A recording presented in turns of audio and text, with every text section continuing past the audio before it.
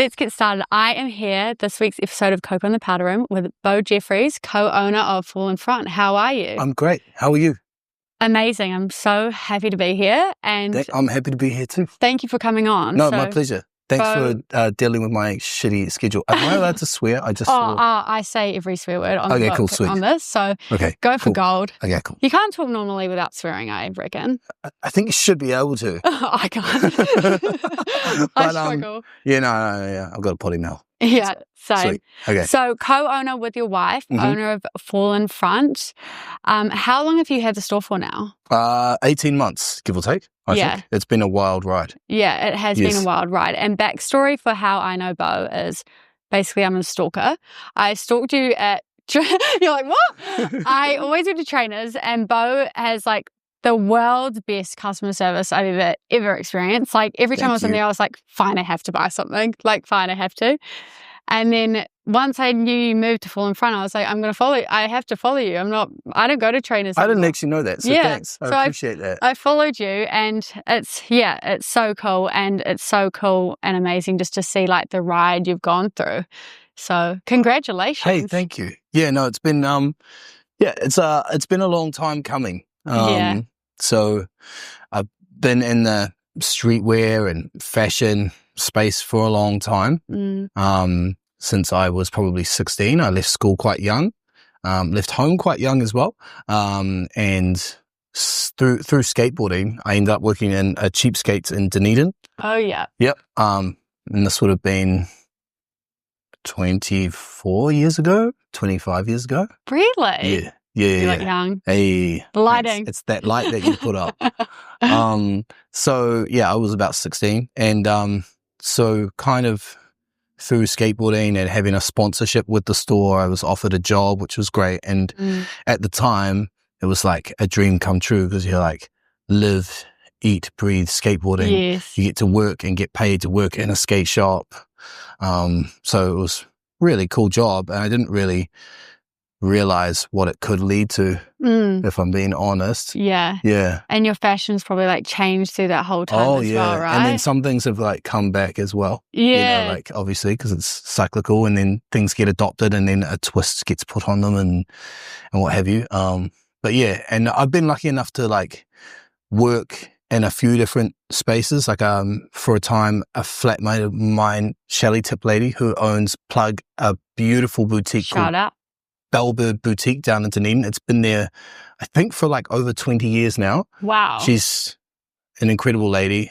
She's done incredibly well. I ended up working there, which at the time was quite funny. This was when I was a bit older, maybe in my early 20s, because it was a woman's only store for the most part. And I was like a young guy, and I don't know, I was selling like Deadly Ponies and Karen Walker and like, World and like, fashion brands, not streetwear brands. Yeah. But it was a good experience, like just dealing with that more, I guess, like elevated kind of clientele and customer and those brands at the time. It was fun. I actually ended up, funnily enough, working on a bunch of merchandise and stocking it in the store. Oh, wow. Yeah. Like friends of mine had like a little recording label down there called Dudstown Recordings, and we ended up doing like our own like merch for our like hip hop crew. Cool. And we ended up selling it in the store, which was hilarious, because we were just a bunch of like hood rat little shits with like our screen printed t-shirts, and they sold, I'm gonna like flex, whatever, I don't care. They sold really well.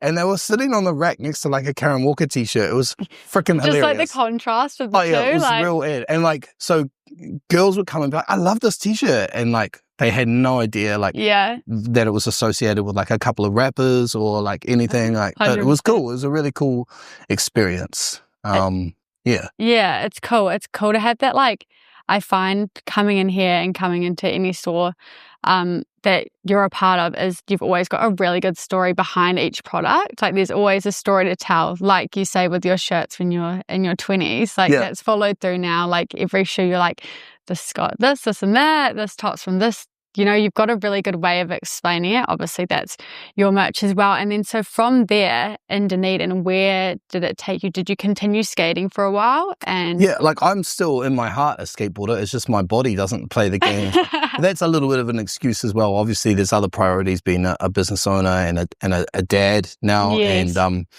but when I walk down the street, I look at the world like a skateboarder. Like every skateboarder knows that feeling. You don't just see a curb, you see like something you could do a trick on and that sort of thing. So I ended up moving. So I'm from Auckland originally. Oh, right. And my brother and I and my mum and stepdad at the time moved to Dunedin. Yeah. There's so many stories. Just the experience. Anyway, so we moved down there and I ended up staying for quite a while till I was about 29 and did music down there sort of mostly full time, but always did retail on the side and stuff. And then I moved back to Auckland when I was 29 and did a music degree at SAE just up the road at Parnell. Oh, nice. Yeah. So, which is funny because I dropped out of high school and then ended up doing a degree. Which always felt good because I knew in the back of my mind that I wanted to be able to say to like my son or daughter if I had one, and that was just like way in the future at that point when I decided to do the degree. But like if you drop out of school, it doesn't matter. Yeah. Like you can go do a tertiary education. It's so it was almost like proving something to myself and my child that wasn't born yet. But yeah. No. So that was, but the whole time I was doing retail, and then I ended up working just connections in the industry. I ended up working at Trainers. Yes. And I did 10 years there.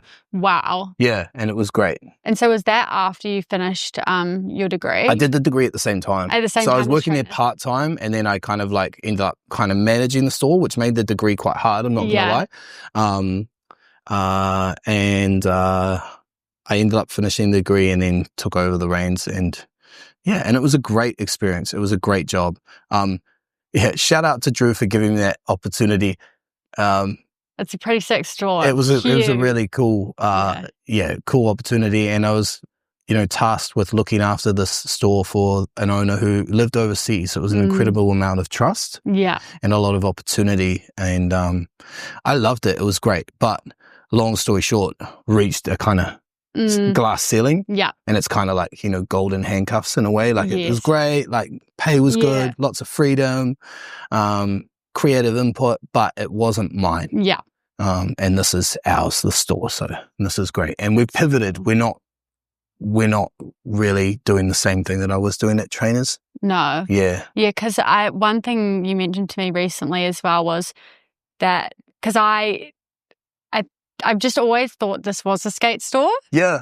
That was my assumption. We've got boards on the wall, so it's a pretty fair assumption. Yeah. But there's not really a lot of skate shoes. So we're not really, I always say that skaters in our DNA. Yeah. But we don't consider ourselves a core skate shop. Yeah. Because that's, as you say, like the difference, there's still actually difference between Trainers and FallenFront is that even how you said, like, you don't see any skate stores with Solomons in them. Which is a crazy fact. I did not know made in the UK or made in the US, New Balance and stuff like that. And for us to kind of like, I guess like branch out into that more what we call in the industry the lifestyle space, and the more elevated streetwear, kind of crossing over into fashion and stuff, we had to kind of make a decision. You can't be all things. Yeah. Especially with some of the feedback from some of our brands was like, we really like what you're doing. We'll support you with the product you want in this space. But some of the feedback was also like, hey, like we don't really want it alongside XYZ brand or what have you. So we had to like kind of go, okay, well, what do we want to be? And for me, as much as I was like a lifelong skateboarder and still am, it's I'm into streetwear, I'm into fashion, I'm into the creativity that kind of comes from that space, and that for me was more of a priority, and it was a better business decision as well. Yes. To open it up to a bigger customer audience. Yeah, point of difference as well. Yeah, point of difference, but also like it's just a greater audience. Like skate shops are quite funny in that regard. Like they're very polarizing. Yes. A lot of people sort of realize, and there's like a lot, you say skate shop and a lot of people will think, oh, like I don't want to throw shade at anybody, but like they'll think like a real core cheesy skate shop with just like I'll say it, like Thrasher t-shirts on the rack and everything. And they won't think streetwear or fashion. Yeah. You know, and if you travel a little bit and you go to like a Palace store in Soho in London, or you go to a Supreme store, and those places aren't skate shops either. They have boards on the wall, and it's in their DNA, but they're not core skate stores. But that's sort of lost in New Zealand. And when we first opened our store, that's kind of what we were positioning ourselves to be, was to be that kind of door where we've got boards on the wall. We can hook you up a setup if you want, but we're going to have like, you know, Tier 1 Solomons, and we're going to have like Essex Cownos, and we're going to have like, you know, like the New Balance, you know, This Is Never That collab, which you just don't get offered as a skate shop. You're not allowed it. Yeah.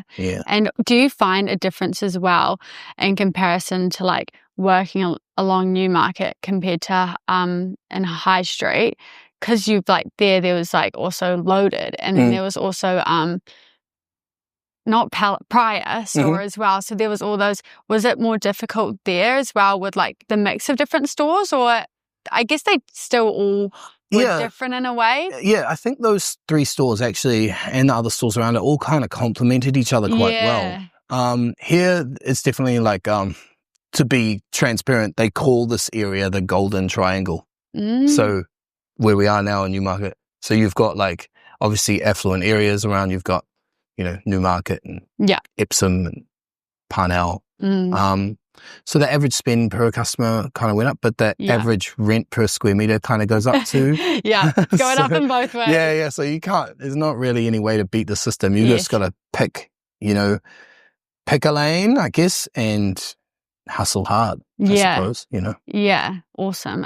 You truly have hustled hard. And in terms of hustling, what like pushed you to go from like staying under that glass ceiling to buying your own store? Well, I didn't want to spend too much longer where I was. Yes. And I made inquiries about buying the store, and it was too much money. I couldn't really afford what the owner believed it was worth. And if I'm being honest, I didn't believe it was worth that. Yes, fair enough. You can go on the record. Honesty is the best policy. And as it happened, people I knew in the industry already had FallenFront. Yes. And they were wholesalers, and I think they'd probably be the first to admit that they wanted to focus on what they were experts in. Yes. And that this probably hadn't gone as well as they had hoped, obviously, otherwise they wouldn't have sold it to me. Right. So initially they wanted to bring me in as a partner, and I wanted too much money because I was already on a good wage at Trainers and had, although it wasn't mine, just been lured by like the fact of being able to call myself a business owner wasn't really enough. Like it was an opportunity to get like essentially gifted a third of the company. But I was pretty steadfast and like, no, I can't really, lower. I've got a mortgage to pay and like, I can't really come in on that wage. Like, it's too much risk for me. And then they changed and they came back to me and said, look, how about instead of coming on as like a 3-way partner, you just like buy the whole shop. You're like, yeah. And then Hillary and I were like, oh, okay, that's pretty different. So that's a bit more risk, but obviously probably a bit more reward. So we looked at the numbers and we looked at, I guess, the experience I brought to the table and the connections that I had. And we felt pretty confident after coming in and looking at what the guys had established, which had as a business some really good bones. The physical store here had been here for maybe like 6 months or so. I forget. Right. The timeline's a bit blurry. It had been trading online for like 6-7 years at that point. It was initially started as an online store in Raglan. Yes. And we just saw a lot of potential and a lot of low-hanging fruit and some really good bones, but also a lot of like low-hanging fruit that we thought we could address. And I'm proud to say that we've turned the business around. We've grown it and it's still growing. It always feels precarious because sometimes you're like, we had a meeting with our accountant couple of weeks ago and it was quite nice because they were able to like look at the numbers and go, you're doing a really good job. Nice. Which is great. because sometimes I'm looking at the numbers. I'm like, I'm self-taught. I do not have a BCom. Yes. You know, like I'm looking at these numbers going, this looks good. Like it's scary, and the bills are getting bigger, and our wage bill's grown, but our turnover's grown as well. And am I missing something here? This is looking good. We're in a recession. Everyone's saying it's shit. Yeah. I'm like, you know, and don't get me wrong, it's hard. Like you've seen me, I'm out here with a big sign that says support 100%. local, waving it around like a maniac. People like look at me like I've lost my marbles. So I don't want to like gloat, and like I'm definitely not pulling up in a Ferrari or anything like that. So keep supporting local. Yeah. Someday. Yeah. Maybe, but no, we're really happy with the support we've had from people like yourself, and from brands as well, and suppliers who have come on board, who some of which I've known for decades, scary to say, and some of which are new relationships. We're really stoked, and there's no regrets. Really happy with the decision to take it on board, and we're just really happy to see what the next 18 months can bring. You know? It's exciting. It's definitely like been a real roller coaster, especially with Hillary and I welcoming into the world our beautiful Torben, our son. Adorable. Yeah, so it's been a wild ride. Hey, thank you. But shout out to Hillary for being an incredible co-owner, co-director. Yes. Yeah, so it's she's putting Torben to bed right now. But what Hillary does as well is just make sure that I can kind of focus my energies and not spread myself too thin. So she handles all our payroll and making sure that our suppliers get paid on time and all our bills, as well as like creative input as well, and you know, assisting with buying and stuff like that. So but yeah, and some days she'll come in and do a shift on the floor if we're short staffed or what have you as well, you know. As well as holding down like her own career in dentistry as well. Wow. She'll be returning to work soon. Her. Yeah, no, she's awesome. So I couldn't think of a better business partner. That's nice. It's so cool to be able to do something like that with your partner as well. Yeah, like to have those same passions, and also it's nice to have, you know, obviously you want that work-life balance, but it's nice to have both opinions in there as well, because, you know, it's sometimes like, even with my podcast, if it's to my opinion, sometimes my mum goes like, you know, some people might want this, and I'll be like, oh wait, that's actually a really good point. And then, you know, you can have those really good, honest conversations, whereas sometimes I think when it's not family or someone where you're really close to, it can be harder to kind of get through each other and want to know what each other wants, whereas when you're so close like partners, you can just say what you want right there. The beauty of Hillary's insight with this industry is it's not an industry that she's had a lot of experience in outside of meeting me. So she brings to it a fresh perspective, you know, which is golden, right? So sometimes she'll think of things that I'm like, why didn't Marco and I, or why didn't me, or why don't we think of that? That's a great idea. You know, like, so it's cool. It's invaluable. That's sick. One of my key things I want to talk about is, as I've already mentioned, is your amazing like skill of customer service. So, and your amazing skill, the secret sauce, swirling a sign as well is another big skill. So if you've ever been past FallenFront, you will see most likely a sign outside on the weekends. And I always I have to go in. I always have to go in. But it is, where did the sign come from? And also like your, I don't know if I'm talking for you, but your passion for customer service, because I think it's just like, I don't think there's anywhere in New Zealand with the customer service that you bring. Thank you so much. I agree. You should. I think you should. Yeah. Where did it come from? I was lucky enough to work, I think, in independent stores and stores that were owner operated. Right. So shout out to Craig and Evie who own Pavement. Down in Dunedin. I worked there before they bought it. It was called Quest, and I bought it after they took it over. It stayed Quest for a while. They changed the name to Pavement. But Craig, I remember real vividly, actually, bro. I remember you sitting us down. I think it was like us three, maybe. It was like you and Evie and me, maybe, or one other person. Anyway, and you were like, I don't care if you make the sale. I just want to make sure that the customer has the best service in Dunedin. Like, I remember him driving that point home, and And they're just lovely people. So I feel like I kind of was heavily influenced by them, to be honest. So shout out to you guys. Shout out to them. And then I guess like shout out my old lady's a hustler. Yeah.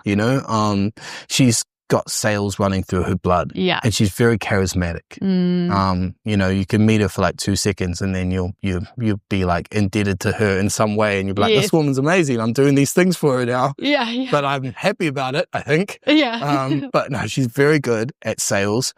She's very good at like the personality sale. But just sales period as well. So a little bit from her, and then I guess just trial and error and being, I always encourage our staff to kind of like, if you see something I do and you think it's effective, please steal it, because you might not realize it, but I'm watching you. And if you do something, because you probably will, because I've been doing this for so long, you're going to do it a little bit different to how I would do it. And you'll probably do something better. And I'm going to steal it off 100%. you. And I'm going to put it in my toolkit. So I guess I've been doing that. I've just been collecting and stealing off people as I go. Working off each other, And like over the years, for me, it's all about making sure that when people come in, it's a real fine line between being like completely ignored, which is what you get in a lot of stores. People just doom scrolling behind the counter, like totally unengaged and just ignoring you, or following you around, too hard sell. Yeah. The thing that really gets me is the really fake, disingenuous compliments about your fit. Yes. Oh, stop doing that, please. Just stop doing that shit. Stop lying. Like, if you genuinely like someone's fit and you want to have a proper talk to them about it, like maybe you might have a real, genuine, organic conversation. But I think the word that props up when you go through our Google reviews is genuine all the time. Genuine, 100%. So I try and make sure that my staff understand through the training that, don't think of this as a store. Think of it as a house party and the things are for sale. I like that. Yeah. Maybe that's why I like it so much here. Right? It's a house party. Yeah. The things are for sale. Your job is to kind of, I'm going to let you in on my secrets. Okay. Ooh. So you're not actually selling anybody anything. My job's not to sell you anything. I'm going to give you the information and the tools to make you sell it to yourself. Right. I like that. Yeah. So you'll make the decision, or at least you think you have. No. And I just kind of like influence it a little bit. Yeah. You know what I mean? But we're still learning and saying that, like I could talk about sales and the art of the sale all the time. And if you're into sales, it might be interesting. If you're not, it might be kind of dry and boring. But we're always learning and trialing new stuff. Yeah. Especially with, I think as well, I could be assuming, but you probably have such a variety because you have such a variety of brands, you'd have a variety of customers as well. So yeah, it's a really good point. People it's a really broad, you can't be all things to all people, but we are pretty broad. Yes. Some of the brands we have, like Carhartt, for example, has really broad appeal. Yeah. Like, people in their late teens and early 20s love Carhartt, and guys my age in their 40s love Carhartt, and guys older in their 50s and 60s love Carhartt. And so that's a great brand that brings a lot of universal appeal and broad demographic appeal. So yeah, you're absolutely right. And I think one of the most rewarding things about this and about my time in retail mentoring young people is someone asked me actually the other day, like, how do you kind of get to buy in to what you're trying to get them to do? And I sort of say to them, look, don't do this because I'm your boss and I'm telling you to. Do this because if you give it a go, I promise you'll learn skills that you take with you outside of this role. Yeah. People skills, interpersonal skills, emotional intelligence, sales skills. All of these are just life skills. Yeah. And after this role is done and you've finished your degree and this part-time job is like a history for you, you'll get to keep these skills. Yeah. So if you do what I'm asking and push yourself outside of your comfort zone, it'll be beneficial for you. And I've had people come back and say, I thought you were talking absolute shit when you told me that, but I just got the job interview and I used the things you taught me to. Yeah, exactly. And I just aced the job interview and I got the job. Yeah. Thank you. And even and this is like 6 months, a year after they finish working. That's incredible. So that's like a rewarding thing, and that's how we kind of get the buy-in. Yeah. I think my pet hate as well is that people my age, millennials, older millennials, it's really easy for them to like complain about your generation because they're looking for the finished product. Yeah. So they come in here all the time and they get really good service from our staff and they look at me and they go, oh, it's really good. You should hold on to them. And they're right. They're really good. And we do want to hold on to them. But they didn't turn up here like that. We had to work with them. Yeah. I had to put in some work. I couldn't get mad at them because they weren't doing it because they weren't the finished product. Yeah. So I think that's my pet hate is people my age complain about you guys like you should just turn up the finished product. It's like, no, man, it's your job to get them to buy in, to want to be what you need them to be. 100%. And I think through that as well is people say they want the finished product, but they won't put in the work to help someone get to the finished product. Yeah, so like won't, heaps of times as well, like there's probably people that work in retail for years, but they would not have like, I would say EQ as people who have worked here. You know, often like, well, I find I go into stores frequently and I don't even like sometimes even get a hello or it's a hello, but not even a look up. And you're like, okay, now I'm not going to buy anything. And now I'm going to FallenFront. Right. Yeah. But it's just that I think it's that connection as well. And I think people just think it comes out of nowhere. And for some people it does. Some people are naturally very like have that charisma and everything. But it does take time. Like for me, even when I started recording my podcast, I was like, and now it kind of comes a bit more freely. It all kind of takes time, right? Yes. And the biggest thing as well is, yes, do they have EQ and can they talk well to people, but can they spin a sign? Let's spin the sign. Yeah. Well, yeah, so someone asked me, I've had people ask me if they can use the sign idea. Like people who own businesses call me on the phone and say, hey, I saw your sign and I thought that's a pretty good idea. Would you mind if we did it? And I said, sure, have at it. Give it a go. And then sometimes they come back and they go, so none of my staff wanted to do it. And I was like, well, I'm not surprised. I was like, the thing is that like I've always done it wherever I've worked. Yes. So it's kind of like a baseline thing that like if you come for a trial at FallenFront or wherever I work, like you're going to work on the weekend, you're going to spin the sign. You don't have to. You have a choice. You can work somewhere else. Yeah. To be blunt. Like, I love that. You know, like no one's forcing you. You can work somewhere else. But if you want to work here and get all the perks, like the free shoes I got from our supplier for you, or like the discounts, or, you know, turn up to our parties and party in the store and do all the cool shit, you got to do the grind. Yeah. And it's a lead from the front thing. It's like they look and go, well, he's the boss or he's the owner. He's doing it. I guess if he's not too cool to do it, I guess I can do it too if I want 100%. The job. Or they don't. If they don't, that's okay. We dodged the bullet because we want a team player. Yeah, 100%. So I would get people to do the sign on their trial just to see what their attitude around that is. So good. And I will like sing this until the cows come home. You got to hire on attitude and train for skill.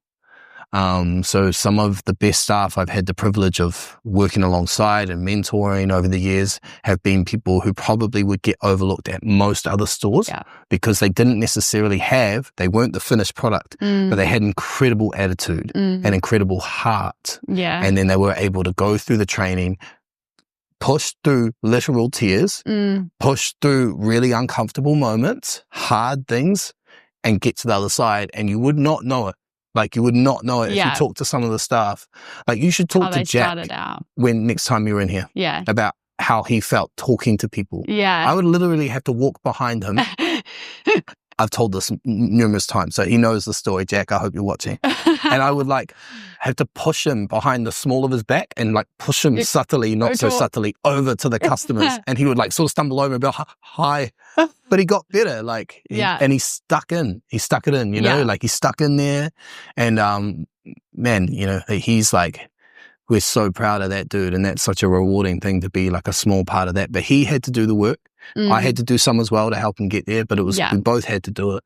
But it was attitude, like, you know, I think I remember sitting him down when he did the trial. I was like, so how do you think that went? And he was like, and I was like, yeah, well, be honest with you, you're pretty crap. But do you reckon if you worked on this, this, and this, and this, that you would actually put some work into it and put some effort? And he's like, yeah, 100%. And I was like, well, if you can do that, I've got some hours for you. If you just like stay the same as what you are now, then I'll be honest, we don't have hours for you. But I see you've got a great attitude and I really want to give you this opportunity. So let's work on these things. I'll help you every step of the way and let's do it. And he ended up being the best employee. Like he's an amazing guy. So and he's still growing every week. Like we get great, reviews about him on Google and all our staff are amazing. Like, Toby, who's just joined us, is amazing. Marco's amazing. Tom, who recently finished up and got a job up in Ponsonby, he's, incredible. I mean, the retention speaks for itself. Like I think Tom and I worked together for 7 years. Wow. Yeah. Wow. So,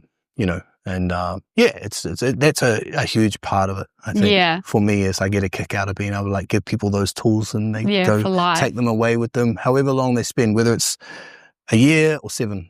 Yeah. It all will like stick with them as well. I hope so. Yeah, I'm sure it does. Yeah, I'm sure it does. Because I remember things that were taught to me by the good managers and bosses I had when I started. They were still sort of stuck. It definitely sticks. Yeah. And well, it does feel like, I would say it feels a lot like a family in a way. Oh, yeah, 100%. Rather than colleagues or people employees. throw that term around real loosely, but we do feel like that, like I don't really refer to our team as like staff. I try not to because they're not staff. They're really important. They're lifeblood to our business, and they're like, this is our little work whānau, Yeah. Oh, I love that. That's so cool. In terms of like organizing the store and everything, so how much time are you putting into as well, organizing? Like, not enough. Say when not enough. Whatever it is you're about to say, not enough. There's not enough time. No, sorry, what were you going to say? As in like, how you're organizing, working with different brands and everything, and then you have to organize the new drops and everything, or like what drops you're getting into the store, and like say even like these shoes, to have these shoes in the store, like how do you kind of facilitate all that while running a store as well? Well, you need to make sure that you've got some great staff, because you'll burn out if and then I guess it is a bit of a juggling act. I try and do my buying. I'm here on the busiest days. Okay. Customer facing. So some people are quite surprised that I work weekends. For me, I've always worked a Saturday because it was the busiest day of the week. It's what I call game day. Yeah. So that's when a crappy week could actually be turned into a good week, or a good week could be turned into a great week. And if I'm not there, it doesn't quite hit the same. Yeah. I'm kind of like that in terms of things like I want to be there when it's like to get it happen. Like I want to see it happening and I want to be a part of it almost. Yeah, it's your baby. So you want to be there anyway. So I wouldn't be anywhere else on a Saturday and Sunday. And if something comes up, I can take off. I've taken off Saturdays and Sundays where I've had important things, for people's birthdays or barbecues, family stuff or whatever, gone away. Like I can do it. But by and large, every Saturday, Sunday I'm here, as well as through the week. I usually take a Monday, Tuesday, or a Tuesday, Thursday off, because those are quieter days. So that's how I kind of prioritize my time at the moment. It's just like trying to make sure that I'm where I need to be, at those times. And then buying, it takes up a lot of time. So it's the buying and forecasting that takes up a lot of time with the existing brands, not to mention trying to source new ones, because it's anywhere from 6 to 12 months in advance. Wow. So I will look into my little crystal ball and go, oh, okay, I think this brand is still going to be hot, or I think, this kind of like vest is going to be popular, or this kind of cut is going to be out, or it's going to be in, or it's going to be peaking or plateauing or whatever. And you try to do your best. You look at the data that you have, which when you're a new store is quite challenging, because your data, you might not have any. Yeah. So when I was first writing orders for brands when we first opened, I was really flying blind, because I was like, well, I can't just look up like the first quarter of 2023 how much we sold in Carhartt. Yes, right. I just had to kind of fucking make it up. That would be really hard. Figure out how much I sold this week, and then times it by like 3 months worth, and then try and like figure it out. Yeah. And you don't always get it right. And that's when, you as a customer might pick up a really good deal, because someone like me fucked up and bought way too much. Yeah, you're like, how did I get this for so cheap? Yeah. Yeah. But it's obviously all trial and error as well. Can I ask, do you have a favorite brand in the store? I don't really deal in favorites, period. People ask me like music and stuff like that. Yeah, I'm the you're not a worst favourite person. Yeah, and I'm a worst person. Like I do have things that seem to hit more regularly for me though. However, I always find like, well, a couple times I love Carhartt. I was just about to say Carhartt. I'm wearing Carhartt, but I'm wearing Passport and I'm wearing Clark's. Yeah. I always encourage customers when they come in not to be too, as much as I want them to resonate with the brands we've curated, I try and encourage them not to become too brand loyal and to try and experiment with their style based upon what they like the look of. Don't worry about what the little logo says. Yeah. Worry about like the cut and the shape and the color and are you putting this together as an outfit or are you just sort of like throwing shit at the wall and seeing what sticks and you look like you just ran through like a laundromat and came out the other side with like a bunch of shit on. You know what I mean? So I always try and encourage, and I'm the same, like I'll, you know, sometimes take a piece from a brand that some people might not expect me to wear because they've seen me wear Carhartt and they'll be like, oh, you know, or sometimes they'll come in here and go, is your outfit from here? I'm like, 100% of my outfit is always from here. Always, yeah, from head to toe. Yeah. So Carhartt definitely hits for me, but like I said, loving the Clarks, the Solomons are hitting for me. Everything in the store has been curated pretty much by me. Yeah. So you love everything. So I like it all, you know, like I didn't choose it. If I hated it, I don't care how much money it makes. If I really, really hate it, I won't get it. That is fair enough. And actually one thing, I was just looking at it over it now, one thing that for women listeners, there is a Taylor Swift book here as well, and Beyonce books and everything. So there is all. Yeah. And our shoes go down to small sizes too. So actually, surprisingly to a lot of people, we've kind of like had a look at the data and our footwear sales are pretty much 50-50. Oh, really? Yeah. Especially with the Solomons, right? And like, yeah, the Solomons, and the Samba, obviously, and the Adidas, and the Asics and the New Balance. Yeah. New Balance has a huge female customer base. And so that's, it was interesting. The more we grew our footwear offering, the more we realized, there's a lot of girls in Newmarket. A lot of girls. Right. And, we started getting more and more Puma as well with the low profile stuff. These ones, I don't know if they're in shot. So yeah, but outside of footwear, we have a lot of ladies coming in with North Face or just, we treat everything here kind of unisex anyway. Yeah. But woman-specific cuts, definitely starting to get more of those. Hopefully we'll get a bigger store. Really? And we can do a little bit more women's wear. Yeah. Yeah, it's a bit scary because I'm not a woman. Yeah. So but you know, I can learn. Right? Yeah. So there's hope. Good you're a co-owner. Yeah, good, I'm a co-owner. Yeah, that 100%. Will help you out there. Yeah, totally. So, you know, but, you know, slowly but surely, but, no, we always say to people, you know, it's a shop for everyone. So, yeah, it does. And it does feel like that as well. I feel like skate gears is definitely, well, not skate. Can't stand skate. But you have to edit that out now. Yeah. No, jokes. But like, in that kind of the streetwear the butter style. Goods, so they're cinchable at the waist. Yeah, streetwear. It all kind of like, I don't know. I think the vibe is now, a lot of the vibe for a lot of women too now is oversized as well. It is kind of, everyone likes the oversized look. I always used to have Carhartt and Dickie like jeans when I was younger. I loved them, the fit of those and the wear, the how much longer they last compared to other jeans is crazy. So it's definitely a good store on that term. So what do you see for the future of FallenFront? What's your like? Wow, yeah. Hit the big question. Yeah. Oh no, like I think about this every day. Yeah. So we definitely want to have more events, more activations. We would like a bigger space, and I'd like to incorporate more of my other love, which is music, into the space. So whether that be some kind of like semi-permanent recording facility in the store would be cool.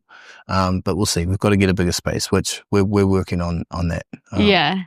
So we'll see how that goes. Yeah, and that actually follows on well to my next question was, how do you also handle your like hustles as well in terms of in music and having the store as well? Well, to be honest with you, I still have a studio at home, and on occasion I still make beats and music. It's like being a skateboarder. You're always an artist. You never stop. But over the last 18 months, my output has been like very minimal. But I, you know, there's still like unfinished business for me personally in music. And I think once the store, my hope is, in terms of like what do I see for the future, is that we kind of like established the store, and this could be a pipe dream.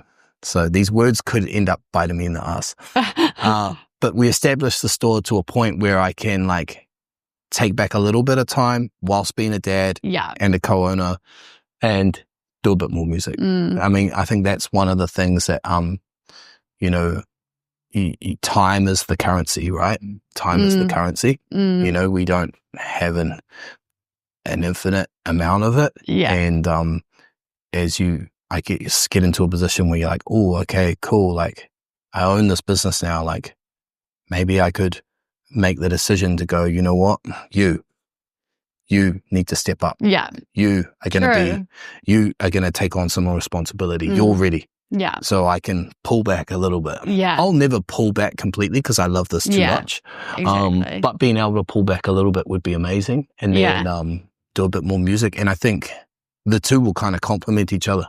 100%. Doing a bit more music, especially if we have like an on-site recording facility and stuff like that, as well as the retail, they'll kind of be like a symbiotic relationship between the two, I think. And that's the goal. Even like, it's a sick goal, and I think it's going to happen. I can already see it. I can see it, the studio, I can see it all happening.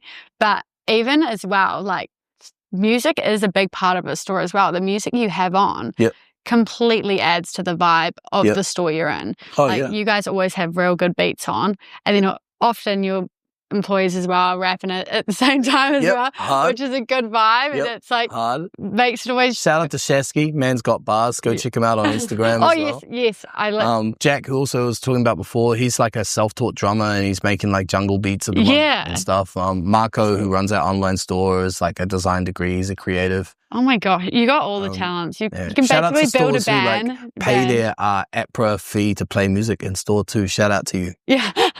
Shout out to that. Because even I think it can completely change a vibe if a store doesn't have music, or if it doesn't have the right music. You kind of go in there and it's like, it doesn't feel right. It feels off. I said, Shasky asked me the other day, did we pay our, like, because APRA, like, I think it's APRA, I can't remember who we paid, but we paid it. Charge like retail spaces. I don't know if you know, there's like a fee to play music. I've actually got that for my workspace as well. Right. Like an office. And he said, do you do that? Like, what are your thoughts on that? I was like, absolutely we do that. Like, I'm an artist. Just because, you know, as a business owner, that's an expense. I can't all of a sudden like take my artist hat off and be like, oh, no. We're not doing that. I take pride in being able to say we pay that. You know, we employ artists. I'm an artist. I want to pay that. And what would happen if we turn the music off? No. So someone needs to start beatboxing. Pay them artists and stop paying them 0.0007 cents or whatever it is for Spotify Play. It's actually that's the sad part as well. Not getting paid enough but hopefully that all changes for them and they go viral and they go turn into an amazing pop star or rapper or anything. But 100%. Because with the side hustles as well, it's similar to me as I have my side hustle too. And I guess with you, both of them are very much your passions as well. So I think for me, with both of my passions, but when you have that passion and drive, it's very easy to continue to want to do it. Whereas, you know, when you're doing something on the side that doesn't completely align with you, it kind of can drop off quite easily. Like I had a phase where I wanted to do sewing. Okay. It dropped off quite quickly. I was like, I can't do this straight away. I'm done. I can't do it. But you gave it a go. I gave it a go. Yeah. And then I realized I'm better at just like talking. So I started a podcast.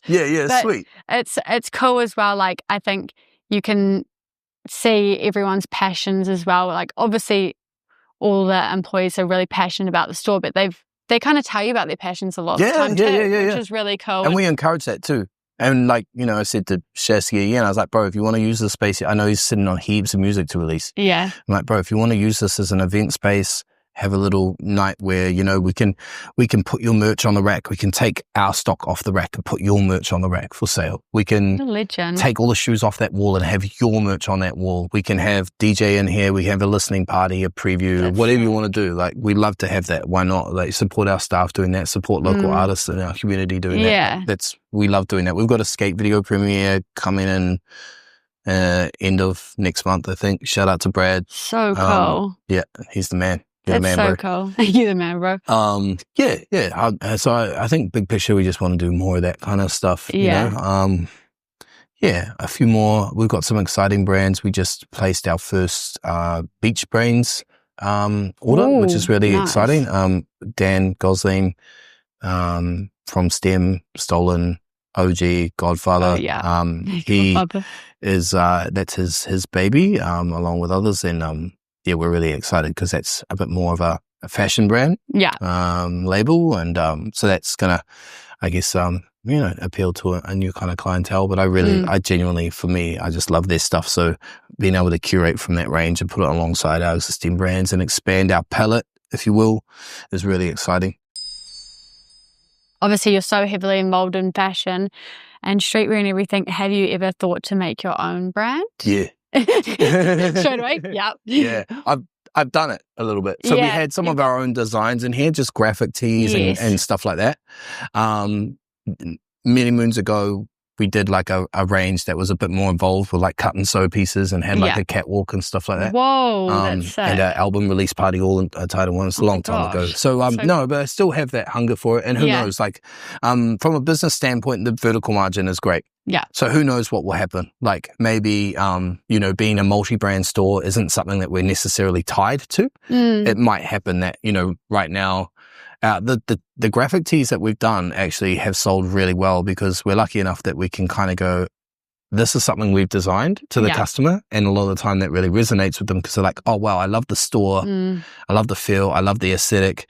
I want to support you guys. I want to buy something that you've designed. Yeah. Someone that works on the floor has had a hand in. So they've sold really well. So who knows moving forward, our designs might start to take up a greater market share in our turnover versus, and who knows what could happen, could end up being like a 50-50 split where it's 50-50 other external brands. Oh my gosh. You never know. Yeah. At the moment, it's very small, like the stuff that we're doing. But we should probably do more. We should probably, run some reprints on stuff. We've got one that's like, a well-known rapper holding the sign in the middle of Broadway. Wait, I think I've seen that. Yeah. And that one like sold out. I can't even grab it now to show you because it's sold out, which is good. Yeah. That's sick though.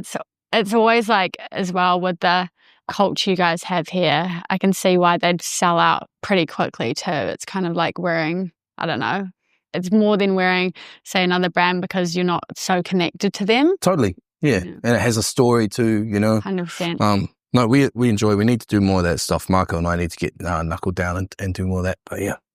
Do you have any advice for people that are wanting to become business owners? Yeah, probably heaps. If you and I'm still learning myself and never going to stop. One thing I will say is that really pisses me off that there's this idea that like if you're creative, you're this kind of person. And if you're like have a business acumen, you're kind of this kind of person. Right. And the two are kind of like mutually exclusive ideas. Yeah, that's a good point. And I think that's really stupid. And I think that if you want to be good at business, part of having a good business acumen is actually being creative. So we need these creative people because they're going to come up with innovative solutions to these business problems.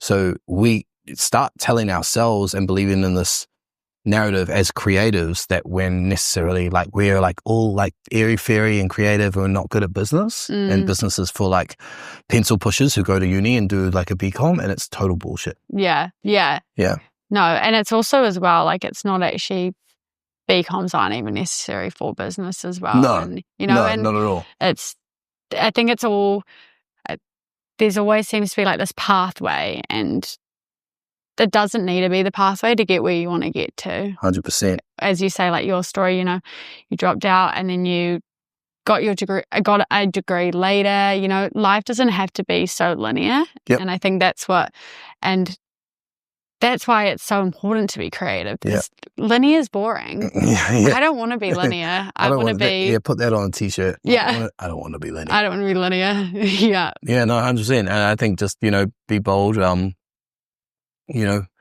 Ask forgiveness, not permission.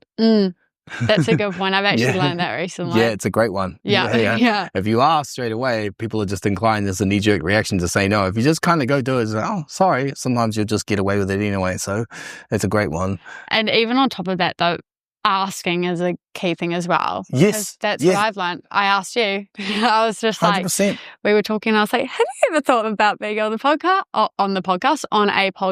And I was like, yeah, I'll do it. Easy.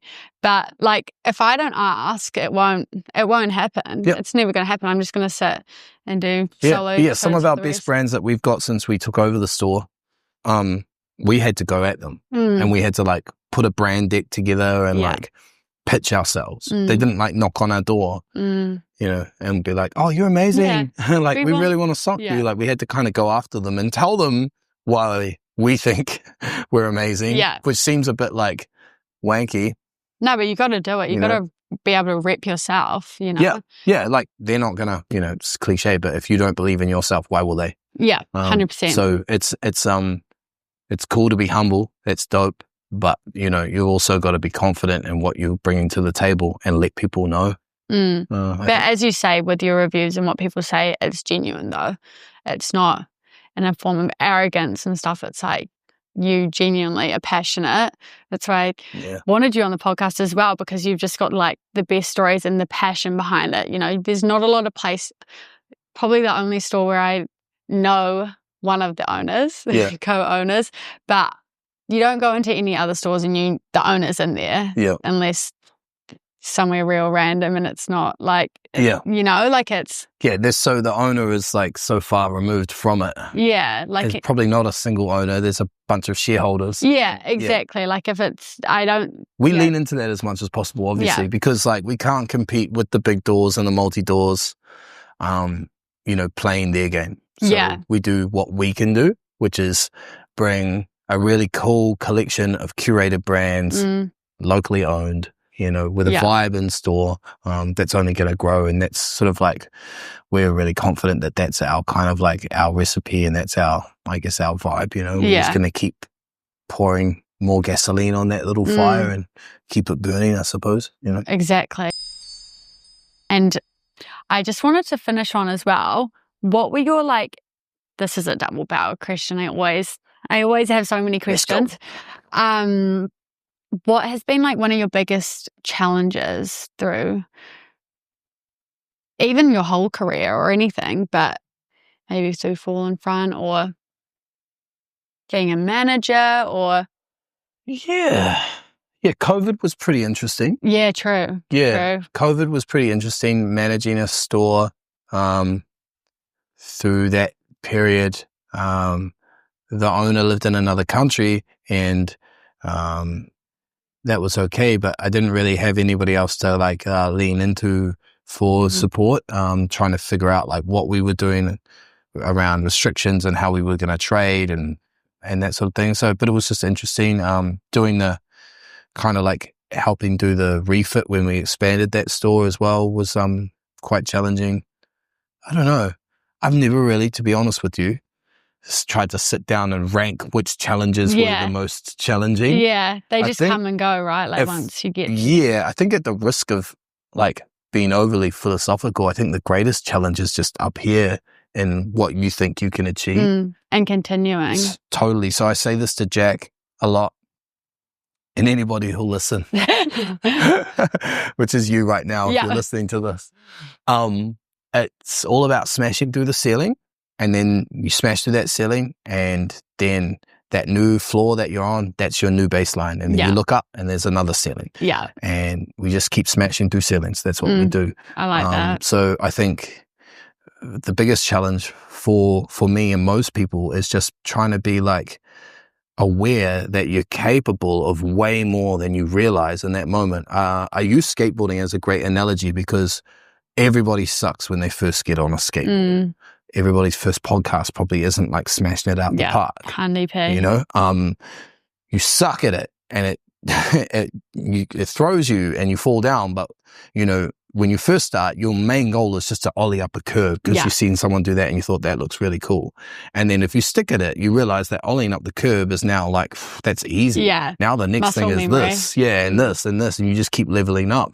But what's hard to kind of like get across to yourself is that when you're at ground zero, ollieing up the curve seems like the biggest thing in the world. And lots of self-doubt can creep in and you don't realize what you're capable of, unfortunately, until you smash through that first ceiling. And then I think once you smash through a few ceilings, you're like, oh, hang on, man, I could be doing more. I'm actually capable of way more. I'm looking at like 3 ceilings up, but man, there's probably 300 other ceilings that I could reach if I really lock in and I really go hard. So I think that's sort of, for me, there's been a little bit of a mental shift in what I think I can achieve. At first it was like, I can run the store. Now I'm like, I think I've outgrown this space. Maybe we should look at a bigger store. I think I can get these brands. I think I can get this. I think I could create this, you know? And so, you know, there's probably lots of unfulfilled potential that we're all just walking around with. Yeah. No, I love that. It's so important to have a mindset like that, because without a mindset and letting yourself stay under those ceilings and thinking, oh, I can't, or like, I want to, but don't actually follow through with it. A lot of it is the follow through and the action of doing it. And as it can be scary, even to the things of your new employees not being able to talk to people, smashing through that ceiling. There's so many different ceilings. Oh yeah, life's full of freaking ceilings, it's you know? Full of ceilings. There's so many. You just gotta, and I think that's it. Like, realize that you've probably actually smashed through a bunch. And you didn't actually notice it. And, you know, so take, I guess, like, you know, take note of where you're at and think about like how many ceilings have you already smashed through. And when you were like staring up at some of those ceilings, you never thought that you could get to X, Y, Z or what have you, you know? And you were just like some little ball of goo, couldn't even crawl at one point. Your parents had to do everything for you. Like, think of all the ceilings that you've overcome. So many. So yeah, I think that for me is really hitting home recently as I kind of look at what has happened over the last 18 months. And I'm really excited with our team about what we can achieve together moving forward. So I think my biggest advice is just, dream big, and fucking just smash up, keep smashing up. Keep smashing up. I love that. And as like following that as well, as you say, is giving yourself some grace and looking back, looking at the ceilings you've smashed through. Because sometimes it is, you know, especially when you've got the whole world, like how fast has this year gone? Like time is just so quick. And to get quicker and quicker. It is scarily quick. So when you don't stop and you don't see what you've done, like looking around your store, like how incredible it looks. It's like 18 months ago, like the difference and everything like that. It's so important to stop and give yourself some grace. And then obviously continue smashing the ceilings above as you go. And I think as well with that ceiling kind of analogy, I think after a while, what I hope is that it just becomes a habit and not looking up and smashing through the next ceiling and setting the next goal or what have you, not doing that, that feels like failure. Yeah. And you have this sense of urgency, like, just keep going, you know? So, and then it's sort of like, I hope that people, myself included, like find a rhythm in that, and it just becomes like second nature, you know, rather than having this like mad analysis paralysis where you're just like, stress yourself out all the time. Talk about it, maybe doing scroll Instagram for longer or whatever, you know. Then we get on I do Reels. like mini detoxes. Yeah, I need to do that. another one. I do it. It's really easy to make excuses. Like for me, the easiest excuse I can like just grab hold to real quick is like, I need it for the business. That's what I do. Yeah, it's bullshit. Need it for the podcast. You do.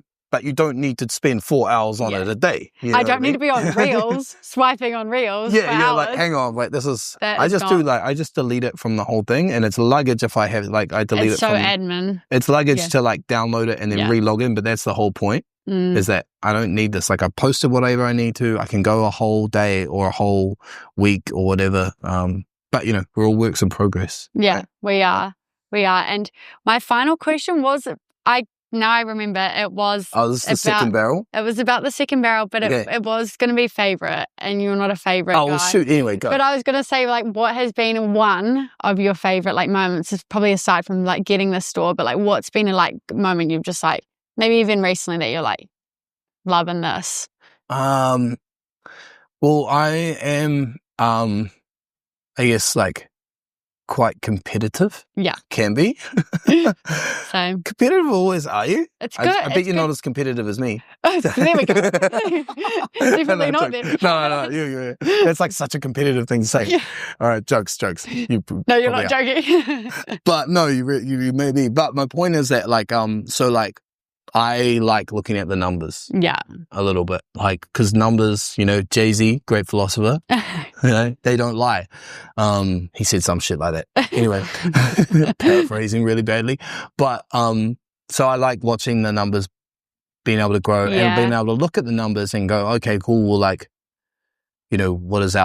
what is the category we should probably be doing more in because that's doing really well and what isn't. And, so just learning a bit more about that. Yeah. It's kind of a dry answer to that question, but the whole ride's been amazing. I'm similar though as well. Like it's numbers, like analytics. Yeah. Analytics, all that background stuff. Like when recently I had over 80,000 views on, not on one video, but on my profile for my podcast for the month or something, which all is of a sudden feel really nervous. Damn, that's all of a sudden. Oh no, what have I just said over the last hour?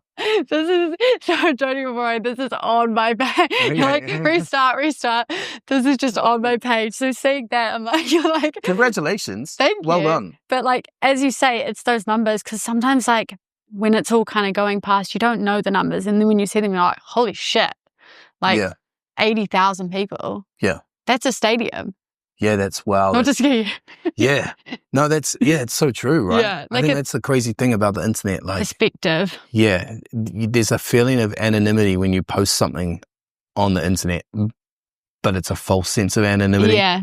Because there's 80,000 people on your page. Yeah. You just don't know. Yeah, it's absolutely crazy. But in saying that, I have absolutely loved this episode. I'm so thankful for you coming on. Thank you, sis. Appreciate it. I appreciate you. Thanks for having me. We're just going to go back and forth. Competitive compliments. Thank you. That's right. There should be a sport. Yeah. Maybe we'll introduce that on Saturday. I'm going to win that. Okay, yeah. Well, yeah. Give me something.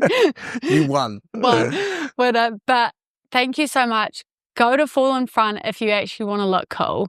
So no pressure. Go to FallenFront. Follow FallenFront on Instagram. Where else? What else do you? Instagram, TikTok, World Wide Web. Yeah. Or come see us here, 210 Broadway, Auckland. Look out for a sign and you're in the right place. Yep. But thank you so much for listening and thank you so much for coming on. Yeah, much love. Awesome. Thank you so much.